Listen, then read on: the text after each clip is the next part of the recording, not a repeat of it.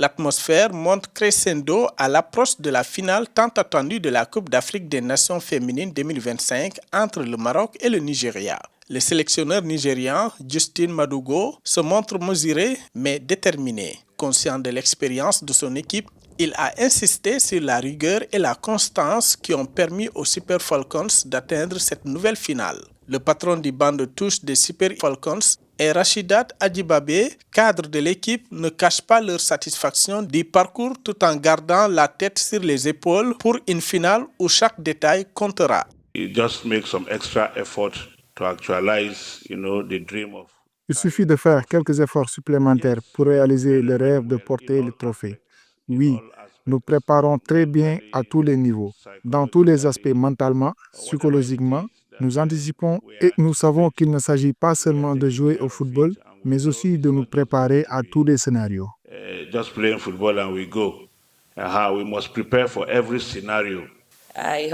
Je le prends toujours de manière positive parce que c'est normal de se sentir sous pression, mais c'est la manière dont je l'interprète qui compte le plus.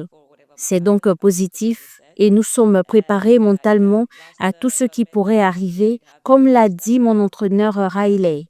Le dernier tournoi s'est déroulé comme il s'est déroulé, mais cette fois-ci, ce sera différent et ce sera un bon tournoi. En face, le ton était tout aussi résolu du côté marocain. Le coach Georges Vilda a vanté la progression de son équipe, qualifiant la qualification en finale de fruit du travail des joueuses et de leur respect des consignes. Il salue également l'unité de ces joueuses et leur capacité à élever leur niveau dans les moments clés.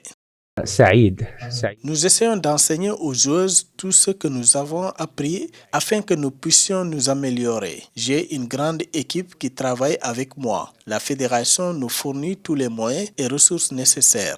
Travailler sans ressources et sans esprit d'équipe n'apporte pas les résultats. Nous essayons de choisir les joueuses les plus appropriées que nous pensons capables de remporter la victoire et le triomphe. Au-delà de l'aspect tactique, une victoire du Nigeria en finale serait un rappel de sa domination du football féminin en Afrique, tandis que pour le Maroc, elle serait la confirmation des efforts de développement entrepris à l'occasion d'inspirer une génération. Dans un climat d'enjeux et d'émotion, les déclarations des coachs résonnent comme des notes d'un prélude avant la symphonie d'une finale attendue. À défaut de disputer la grande finale, Ghana et Afrique du Sud ont rendez-vous ce 25 juin 2025 pour la petite finale. Les Ghanéennes éliminées au tir au but par le Maroc espèrent conclure leur belle épopée par une médaille continentale supplémentaire après avoir déjà remporté 3 en 2000, 2004, 2016. De leur côté, les tenantes du titre sud-africaines ont vu leur rêve de doubler s'effondrer face au Nigeria 2-1, mais comptent bien rappeler qu'elle reste une référence avec 2 médailles de bronze à leur actif, 2006 et 2010. We were prepared to play the final. Nous étions prêts à jouer la finale. C'était notre premier objectif. Nous étions un groupe d'entraîneurs et de joueurs dessus. Mais aujourd'hui, nous revenons sur la bonne voie. Nous regardons vers le prochain match et nous assurons de faire notre mieux pour le gagner. Ce duel pour la 3e marche du podium n'est pas qu'un lot de consolation. Pour le Ghana, il s'agit de valider la renaissance d'un groupe talentueux porté par une génération qui a su allier technique et rigueur tactique. Les joueuses comme Alice Koussi ou Stella Nyamekie, souvent sous-estimées, peuvent envoyer un message fort pour l'avenir.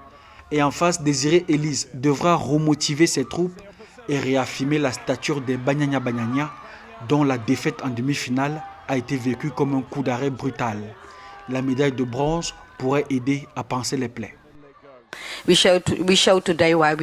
Contre le Nigeria, nous avons montré que nous sommes des championnes. Pourquoi des championnes? Parce que nous ne ressemblions pas à une équipe qui avait joué 120 minutes en quart de finale. Nous avons donné autant que notre adversaire. Si vous regardez ce dernier match, les premières minutes, nous avons eu beaucoup d'occasions, mais nous n'avons pas pu les saisir. Nous ne méritions pas de perdre.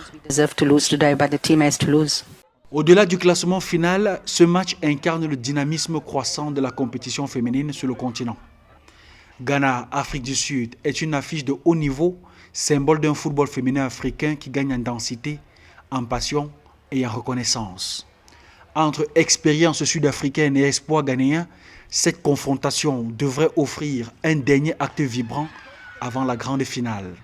Pour les perdantes d'hier, il s'agira de devenir les gagnantes du jour.